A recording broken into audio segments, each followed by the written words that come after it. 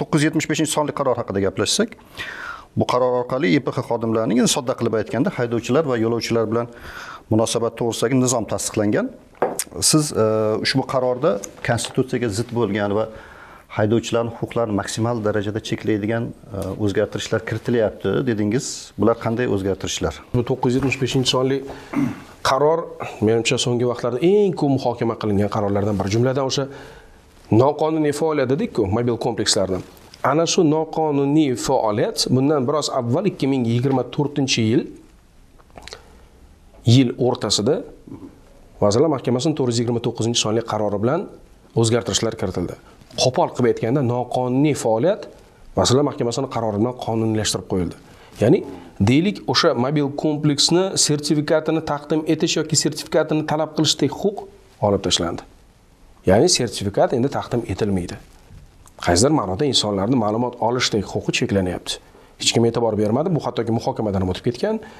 Keyinchalik biz boshqa asoslar bilan bu jarima qarorlarini bekor qilishni boshladik. Ya'ni huquqiy jihatdan 975-sonli qarorga zid bo'lgan, zid ravishda rasmiylashtirilgan qarorlarni kamchiliklar haqida gapirishni boshladik va mana normativ huquqiy hujjatlar loyihasini ishlab chiqish va kirishning yagona elektron tizimi, ya'ni regulation uz orqali 975 ga navbatdagi o'zgartirishlar kiritilyapti. Ya'ni meni nazdimda biz aniqlagan kamchiliklar yana to'g'rilab qo'yilyapti. Jumladan nima uchun konstitutsiyaga zid deyapmiz? Odamlarda, ya'ni yo'l infratuzilmasida yo'l patrul xizmati xodimi bilan fuqaro o'rtasidagi munosabatlarda fuqaroning huquqlari talab qilish, so'rash, ma'lumot olishdek huquqlari maksimal tarzda minimallashtiryapti. Ya'ni siz hech narsa demaysiz va jarima qarorlari hech qanday muammolarsiz rasmiylashtirilishi kerak. Ammo 975-sonli qarorda ham, prezident qarorida ham, ayni o'sha investitsion loyihani jalb qilish bilan bog'liq bo'lgan 39-89-sonli qarorida ham hammasi aniq-tiniq ravshan yozilgan va Vazirlar Mahkamasining 172-sonli qarorida ham yashirin faoliyat amalga oshirish mumkin emasligi yozilgan. O'zbekiston Respublikasida yashirin xizmatni amalga oshirish taqiqlanadi. Ya'ni yashirin qayerdadir panada turib xizmat olib borish mumkin emas. Bu qoida o'zgarmagan, bu hali ham kuchda. Men o'sha konstitutsiyaga zid degan narsam, bugungi kunda konstitutsiya bizni qutqarishi kerak.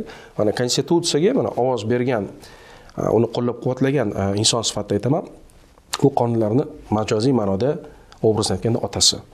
Ya'ni O'zbekiston Respublikasida qabul qilinayotgan har qanday normativ huquqiy hujjat konstitutsiya bilan belgilangan qoidalarga zid bo'lish kerak emas. Ya'ni otasi dedikmi, bu otani hurmatini joyiga qo'yish kerak. Agar qonunlarni, normativ huquqiy hujjatlarni farzandlar deydigan bo'lsak, ota hurmatsiz qilindimi? Bu yerda xaos, bardak bo'ladi. Ya'ni tartibsizlik yuzaga keladi. Oddiy misol 975-sonli qarorga kiritilayotgan yangi o'zgartirish. Bu bugun muhokamada. Eng ko'p muhokama qilingan va eng ko'p tanqid qilingan loyihalardan biri. Mana hozir muhokama yakuniga yetib, kelishish uchun Adliya vazirligiga o'tkazildi deb ma'lumot beryapti sayt. Men Adliya vazirligidan albatta adekvat munosabat kutib qolaman. Sababi 500 dan ortiq izoh qoldirilgan va 99% ya'ni tanqid ruhida. Bir ikkitasi misol keltira olasizmi? Masalan, qanday qaysi o'zgarishlar, qaysi tuzatishlar? Oddiy misol, keling 11-bandi quyidagi tahrirda bayon etilsin deyapti. 975-sonli qarorning yo'l harakati qatnashchisiga maxsus tadbirning shartli nomlanishi, to'liq mohiyati hamda ko'lami haqida ma'lumot berilmaydi. Shuningdek, maxsus tadbirning o'tkazilishiga asos bo'lgan hujjatlar ko'rsatilmaydi. Bu 975-sonli qarorga kiritilayotgan o'zgartirish. Tasavvur qiling, mana kechasi harakatlanib ketyapsiz. O'zbekiston Respublikasining konstitutsiyasiga asosan biz mamlakat hududida bemalol harakatlanish huquqiga egamiz. Sizni kimdir to'xtatdi. Tushing, mashinani oching, ko'zdan kechiraman, tintuv o'tkazaman deyapti. Nega? Tadbir ketyapti. Nima tadbir? Aytmayman. Bu tadbirga nima asos? Hujjat. Biron nima ko'rsata olasizmi? Ko'rsatmayman. Chunki ko'rsatmaslikka haqqim bor. Bu ertaga sizni xudo behudaga to'xtatish yoki mansabni suiiste'mol qilishga olib kelmaydi. Nima uchun? Fuqarolardan konstitutsiya bilan kafolatlangan talab qilish, so'rash, ma'lumot olishda huquq cheklanyapti. Nega?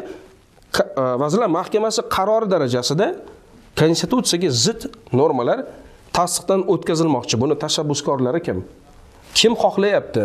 Lomlim siz hech narsa demasdan turib, prezvol, ya'ni siz bilan xohlagan ishlarni qilishiga kim xayrixohlik bildiryapti? Yo'l harakati qatnashchisiga maxsus tadbirning sharti nomlanishi, to'liq mohiyat hamda ko'lami haqida ma'lumot berilmaydi. Nima uchun? Nima sababdan men so'rashim kerak emas. Balkim u yo'l patrul xizmat xodimi emasdir, balkim reket, balkim ko'chadagi bezorlardir. Nega so'ramasligim kerak tadbir haqida? Ilgari bu qoida bor edi. Mana bu qoida endi boshqacha taqdirda bayon etilsin deyapti, ko'rsatilmaydi. 429-sonli qarorda ham sertifikat ko'rsatilmasin deb o'zgartirish kiritilgandan keyin yo'l harakati xavfsizlik xizmati video qilib chiqdi. Maxsus video murojaat. Endi jarimalar bekor bo'lmaydi. Endi hammasi qonuniy degan mazmunda. Yo'q, kechirasiz. Har qanday vaziyatda ham biz avval konstitutsiyaga murojaat qilamiz. Va qolaversa 975-sonli qarorni o'zgarishsiz qolib ketgan joylari hali hamon bu faoliyatning noqonuniy ekanligini bildiradi. Yana bir narsani aytib o'tmoqchiman. 39-89-sonli prezident qarorida mobil komplekslar maxsus o'sha mayoqchali yalt-yalt etuvchi maxsus tasvirlar tushirilgan patrul avtomashinasi o'talishi yozilgan prezident qarorida. Chunki juda ham yaxshi bilasiz, mobil komplekslar Atlas International mas'uliyat cheklangan jamiyati bilan hamkorlikda Ichki ishlar vazirligining loyihasi. Ana shu yerda istisno tariqasida faqat patrul avtomashinasida xizmat o'talishiga ruxsat berilgan. Ana endi kiritilayotgan o'zgarishni o'qib beraman. Mobil komplekslar, jumladan multiradar, is the moving bo'yalgan maxsus avtomobillarga o'rnatilgan holda ham foydalaniladi. Mana bu ham degan so'zni tushunmadim. Ya'ni maxsus bo'yalgan avtomobillarga o'rnatilgan holda ham, ya'ni hozirgisida ham ishlayveraman, bo'yalganida ham ishlataman. Mana bu hozirgi yashirin faoliyatni bular mana shu ham so'zi bilan unga ham ruxsat berishyapti. Ya'ni bo'yalganida ham desa bilasiz, unda ham, bunda ham. Nima uchun faqatgina bo'yalgan transport vositasi deyilmayapti? Nega ham so'zi ishlatilyapti? Demak, hozirgi noqonuniy faoliyat to'g'ri va biz davom etamiz degan ma'no anglashiladimi, yo'qmi?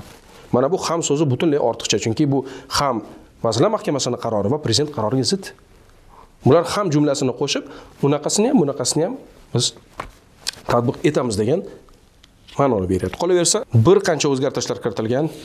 Jumladan mobil kompleksga keladigan bo'lsak, bugungi kunda kuchda bo'lgan bandlari hali bekor bo'lmagan. Ya'ni masala bahsli bo'ladigan bo'lsa, siz moslamani ko'rsatkichi bilan kelishmaydigan bo'lsangiz, xolislar ishtirokida rasmiylashtiriladi deyilgan. Bu band o'zgarishsiz hali ham turibdi.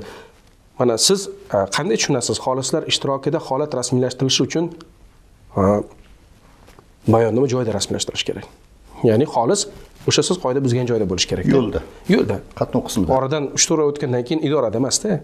Biz idorada qayerdan topamiz xolisni? Ya'ni 4 oy oldin dovonda shunaqa holat bo'lgan. O'sha holatga xolislik qilib bera olasizmi deyolmaymiz-ku. Ammo uni zid holat mana. Bir-birini zid etuvchi normalar ko'payib boryapti. Bu nimadan? Bu masalaga ilmiy yondashuvning yo'qligi.